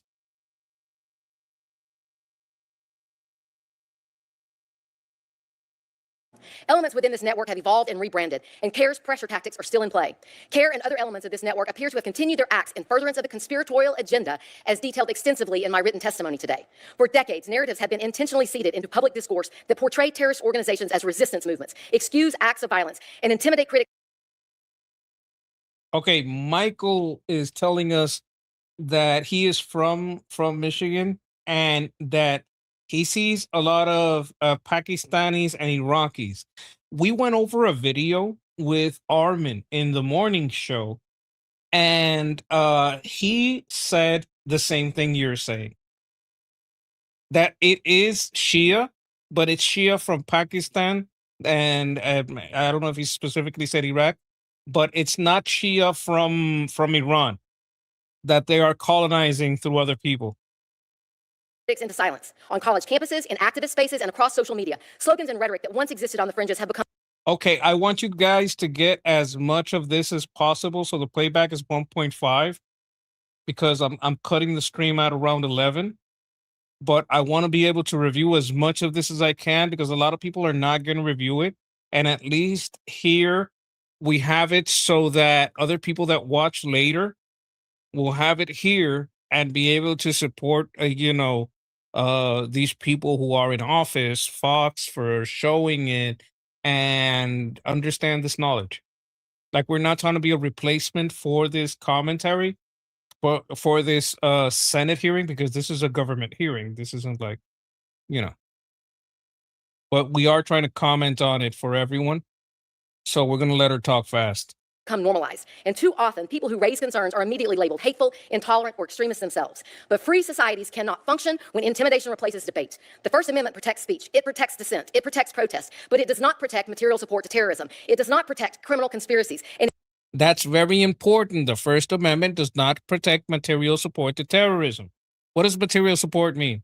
Like, if my, if my speech is valued by an ad company to be worth X much, and I'm using that speech to promote and get paid by, right? Or just not even get paid, just promote or propagandize, right? An ideology, well, that's material support to terrorism, right? You don't have a right to incite violence. You don't have a right to incite sedition. And it does not require Americans to ignore evidence introduced in federal court simply because that evidence is politically uncomfortable. The history of this network is not in question. It was made public decades ago, but few paid attention. Now is the time to pay attention and understand the facts. The lesson from history is clear. Terrorist organizations do not survive on violence alone. They survive through networks that raise money, shape narratives, recruit supporters, and legitimize extremism. If we fail to recognize how those networks evolve and adapt, we will continue fighting yesterday's threats while tomorrow's are being built in plain sight. Our greatest vulnerability is not a lack of information. It is a failure to act on what decades of evidence have already. A failure to act on what decade? Let's run that by one more time. Let's run it back. Fail to recognize how those networks evolve and adapt, we will continue fighting yesterday's threats while tomorrow's are being built in plain sight. Our greatest vulnerability is not a lack of information. It is a failure to act on what decades of evidence have already revealed. Oh my God. We have a failure in acting on the decades of evidence we already have. I talked about this with Jeff.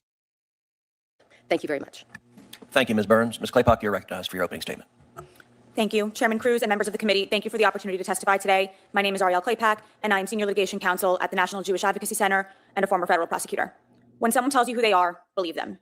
The Muslim Brotherhood told us their strategy for the West, but don't take my word for it. They put it on paper. In 2004, the FBI seized a memorandum from the home of Muslim Brotherhood member and Hamas US-based archivist Ismail El-Barase. The memo, written in 1991, described the work of the Muslim Brotherhood in the United States as, and I quote, a kind of grand jihad in eliminating and destroying Western society from within. In 1993, after the announcement of the Oslo Peace Accords, a peace agreement between the Israelis and the Palestinians, Muslim Brotherhood and Hamas members met in Philadelphia to discuss their plan to thwart the agreement. The FBI wiretapped the meeting, where the participants suggested the creation of a neutral-sounding organization for the purpose of deceiving Americans. That organization is the Council on American-Islamic Relations, or CAIR. 35 years later, their plan is working just as designed. This is not a relic of the 1990s. It is a foreign terror-supporting movement on American soil targeting our Constitution and our founding principles. I would ask you to remember three things. These organizations are dangerous, they are in our schools, and they hide by abusing the very legal system they are working to dismantle. CAIR and its officials platform and maintain relationships with designated terrorists, not then, but today. Here are just a few examples.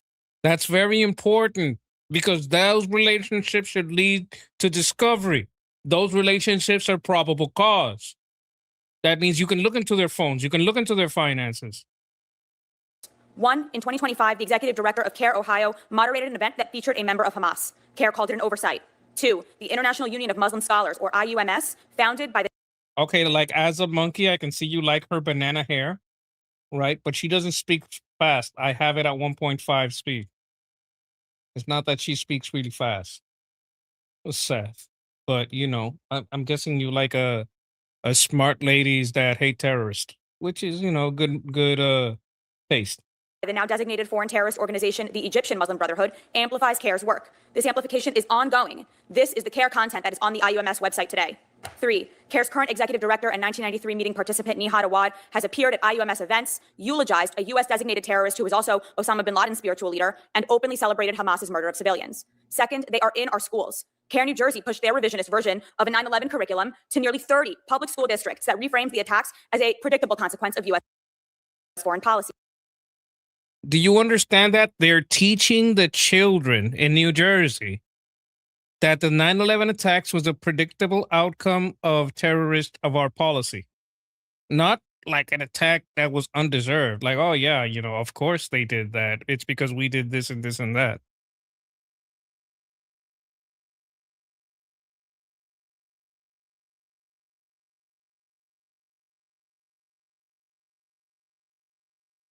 Imagine the kids in all those school districts walking around learning and believing that 9/11 was our fault. Other CAIR curricula warn teachers not to say radical Islamic terrorism, and CAIR boasts of its partnership with Chicago Public Schools, one of the largest in the country. Indoctrinating our children into believing that terrorism is justified resistance is the antithesis of everything this country stands for. Exactly. Like when we had a fight with the British, we fought them here. We fought their soldiers.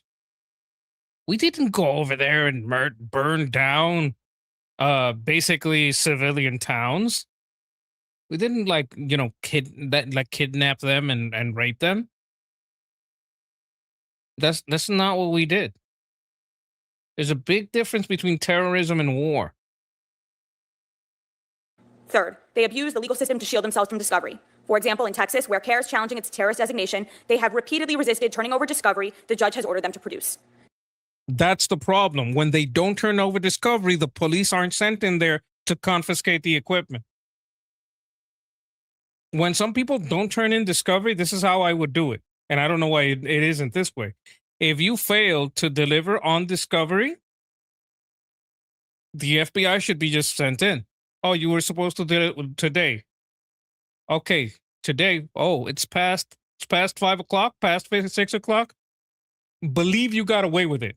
Once it hits midnight, you go in at midnight. You understand? 12 a.m., like midnight, go in there. 12:01.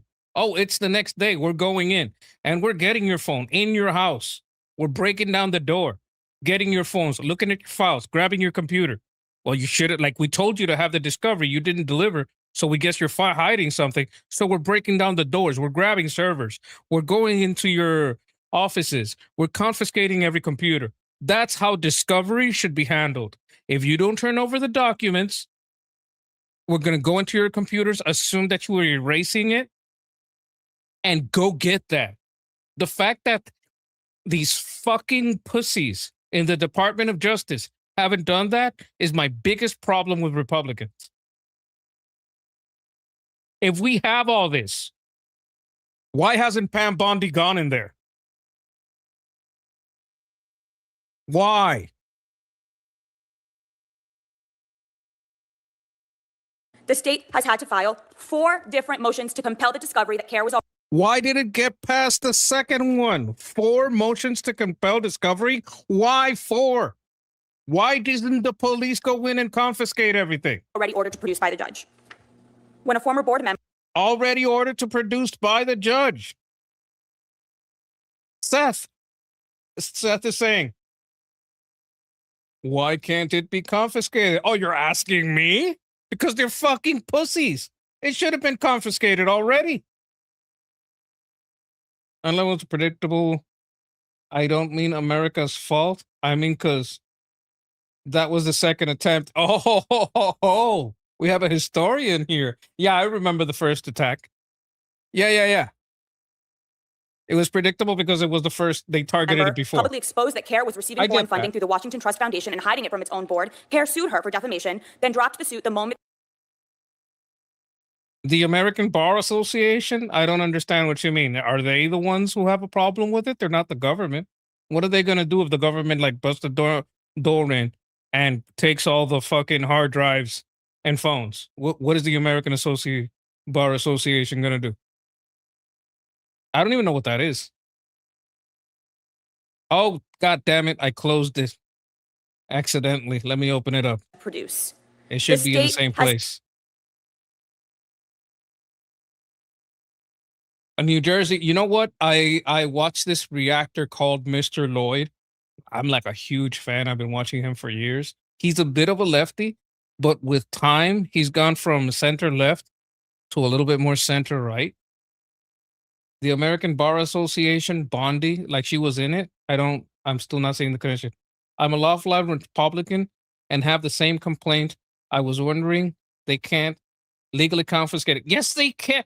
Bro, if you're a lifelong Republican, you remember that the DOJ kept all those people from J6 locked up for 4 fucking years without a trial.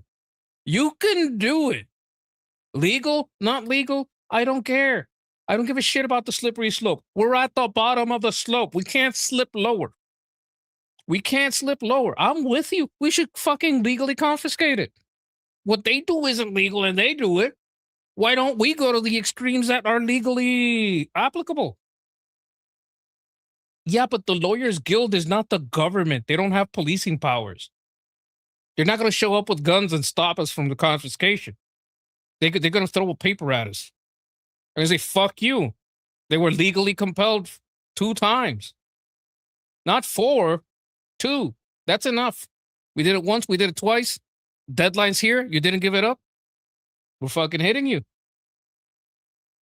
By the way, hi, Turbine. I forgot to say hello.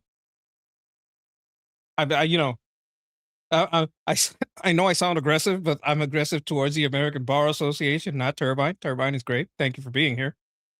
But Republicans have not balls to fight dirty as the Democrats.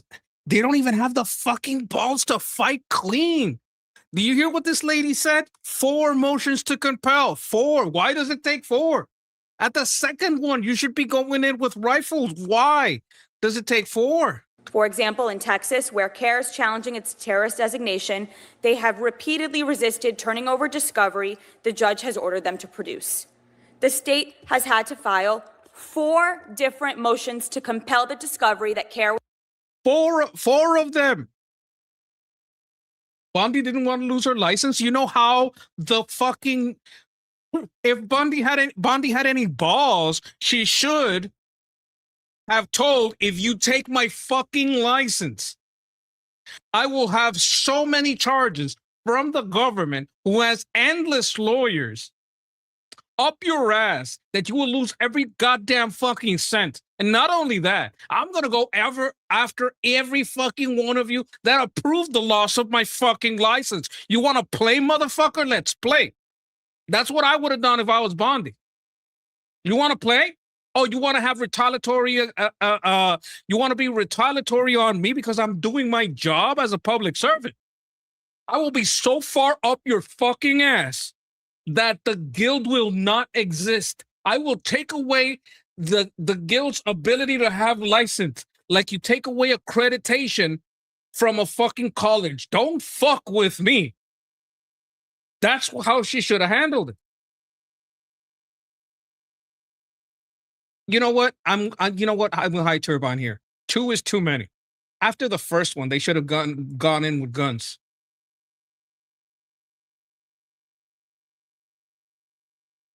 I was hoping this time around we could get Republicans with balls. I am trying to be hopeful, but they do so. Like, you'd have to get Marco Rubio, because not even JD Vance. Not even JD Vance. JD Vance is he's too in line with too many technocrats. You'd have to get Marco Rubio. You have to remember, Trump is a Democrat. Trump is a lifelong Democrat. The problem that the left has with Trump, he's a Democrat that means what he says. The rest of the Democrats are socialists and communists pretending to be Democrats about the Democrats' stated policy. You know, blue dog Democrats. We're about working class and we're about, populism, blah, blah, blah. Old school Democrats. Trump has always been a Democrat. He's been a Democrat for 60 years before he ran? 50, 60 years? He was always a Democrat. Compared to the other Democrats, he's a bull in a china shop. Hell, even compared to Republicans, because they're a bunch of pussies. So he had the balls and, charisma of a Democrat, right? Because you gotta like, Bill Clinton is a piece of shit, but he's a charismatic piece of shit, right? So he was out there getting everybody riled up. But when it comes to political, and legal frameworks, he is very much a businessman. Okay. To be fair, Bondi literally doesn't have any balls. Yeah, but she didn't have to go warn the Democrats like Chuck Schumer about leaking fucking upcoming prosecutions. That's just fucking treason. Was already ordered to produce by the judge. When a former board member publicly exposed that CARE was receiving foreign funding through the Washington Trust Foundation and hiding it from its own board, CARE sued her for defamation, then dropped the suit the moment the discovery turned to its donor records. And in Virginia, CARE's affiliate organization, American Muslims for Palestine, was held in civil contempt for defying the Virginia Attorney General in a fraud investigation. In Illinois, the same lawyers were ordered to pay attorney's fees for engaging in, quote, baseless discovery disputes in litigation that they have already dragged on for nearly 20 years. Exactly. Why is it taking 20 years? Why are they able to fucking refuse discovery? It's these fucking judges, man. So what can we do? We have a problems with judges and prosecutors. Thankfully, most of what is needed is simply to enforce the laws we already have. Treasury sanctions, material support, and racketeering investigations, and IRS review of these so-called charities that were never legitimate in the first place. Those steps are detailed extensively in my written testimony. But if I leave you with one legislative fix, let it be this. Close the successor organization loophole. When the Boehm family won a $156 million judgment for Hamas's murder of their American teenage son, the defendants dissolved and reappeared within a year under a new name. An entity found liable for material support should not escape by renaming itself, forcing both terror victims and the courts to play whack-a-mole for decades before. That's a problem. That is a problem.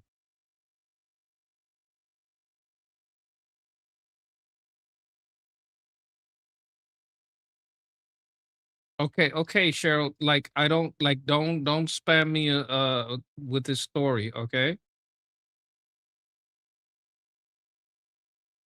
Yes, I know. I know what happened. I was alive. Like, I'm ancient. I remember 9/11.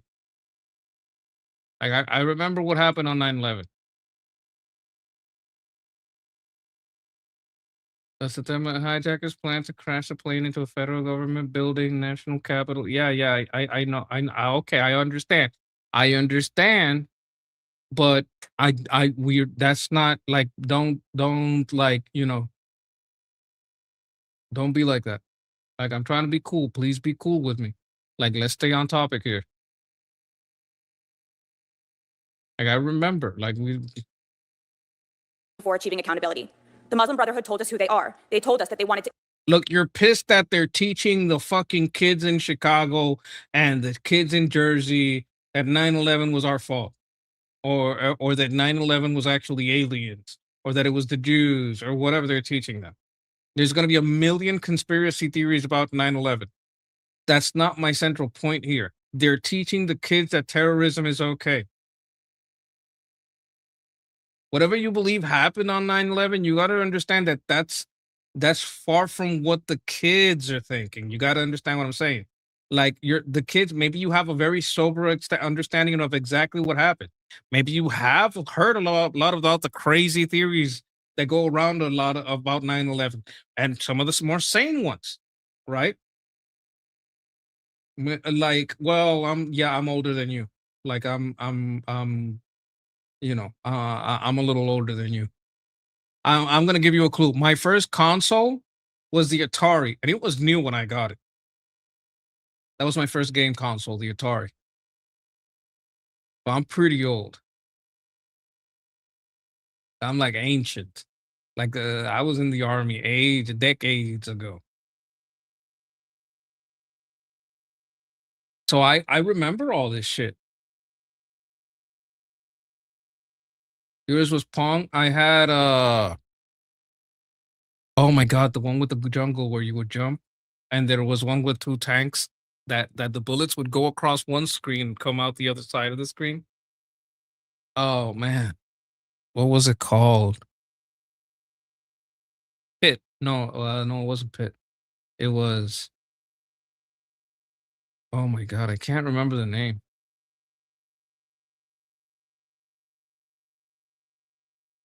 Anyway. to infiltrate American universities, media outlets, and research centers, and that is exactly what they've done. They teach our kids that 9/11 was our fault, they legitimize terrorism as justified resistance, and they abuse our legal process so that those who seek to expose them for who they really are, Muslims included, are silenced. We haven't been listening, and Americans pay that cost every day. We have the tools to fix this, and we must continue to act. Thank you. I think her testimony is pretty good. Thank you. Mr. Scheidler, you're recognized for your opening statement. Pitfall. It had Pit in the name. I was close. I just called it Pit. It is Pitfall. Yes, you guys got it. Pitfall. Yes. That was it. Chairman Cruz, distinguished senators, I'd like to thank you for the opportunity to testify today.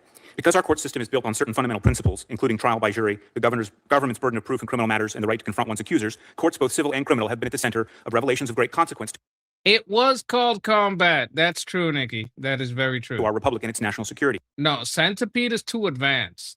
You're going advanced. I don't think I had. If there was a version of Centipede on there, I didn't have it. The Centipede I remember is a little too advanced. Examples include the Chamber Hiss case and its famous pumpkin papers. Unless you mean the Centipede that was on the Nokias. That's kind of similar to what you would get on an Atari. exposing the role of the Communist Party of the United States in Soviet espionage, or the 1957 Appalachian New York raids, which convinced the federal law enforcement of the existence of the American mafia. To these, we must add United States versus Holy Land Foundation for Relief and Development, prosecuted almost 2 decades ago, which exposed the existence and extensive reach of the Muslim Brotherhood in America since its arrival in 1962. Evidence submitted during that trial demonstrated that not only was the Muslim Brotherhood operating in America, but that the Brotherhood played a singularly important role in providing indoctrination, financing, and political protection for jihadist terrorism.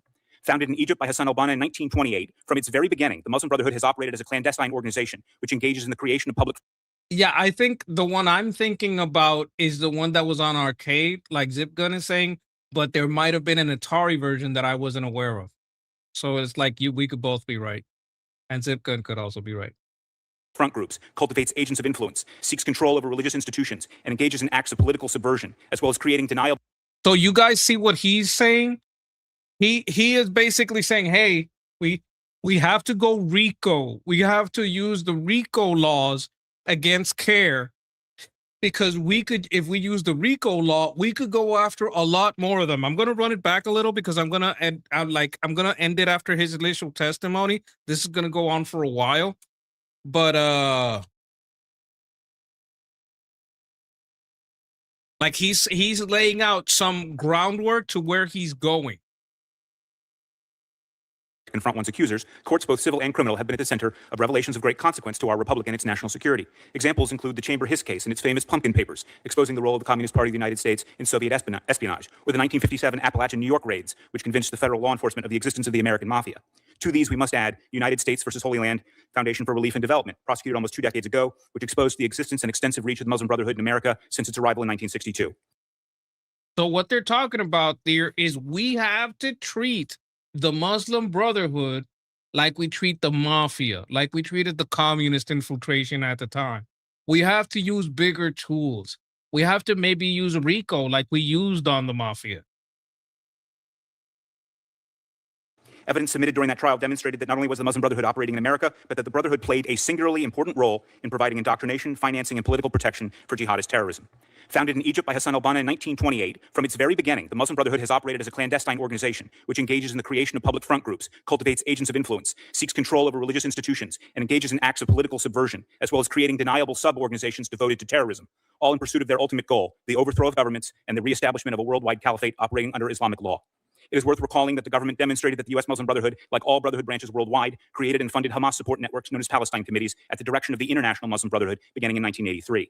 The most infamous Palestine Committee organization in the United States, CARE, was so significant that its creation and bylaws received the explicit approval of the Muslim Brotherhood leadership in Egypt. HLF documents and related cases reveal that at one time, 1 in every 4 American mosques was under the influence of the Hamas-linked North American Islamic Trust. Brotherhood members, including some convicted of terrorism charges, such as Sami al-Arian and Abdurrahman al-Amodi, regularly work to influence leaders of both American political parties. Organizations affiliated with the Brotherhood have recruited and trained chaplains for American prisons and the American military. Brotherhood organizations operate on nearly every college campus in the United States and have regularly recruited young American Muslims and led them to commit acts of terrorist violence. That's all very important. All of that is very important. In short, the issue of the U.S. Muslim Brotherhood is not merely a counterterrorism issue, but it is also a systemic counterintelligence challenge. And even more broadly, it is a challenge to the fabric of the United States and its ability to seek assimilation and social cohesion. In the HLF case, the United States government achieved an unparalleled intelligence coup, and yet almost none of this information was put to substantive further use. HLF would be the last domestic Muslim Brotherhood charity designated by the U.S. Treasury Department. There were no further prosecutions for material support. It was the equivalent of cracking the Enigma code in 1939 and then never decoding another Nazi message. In 2008, the U.S. government had in its possession the name and rank of most leading Muslim. Look, to me, that's criminal negligence on whoever was in charge of the agency and did not act on that information. That's what it is to me, criminal negligence. If you have all the information, you cracked the case and you didn't start arresting people, what the fuck are you doing? You're a traitor. Brotherhood figures in the United States. I would encourage the senators to demand, in an appropriate classified setting, that U.S. intelligence deliver the same levels of insight into Brotherhood operations today. The federal government's disinterest in the challenge of the Muslim Brotherhood has largely been answered by private efforts at the local and state level. These have included educational efforts, but also legislative and judicial responses. More than half a dozen state legislatures have passed resolutions condemning CARE.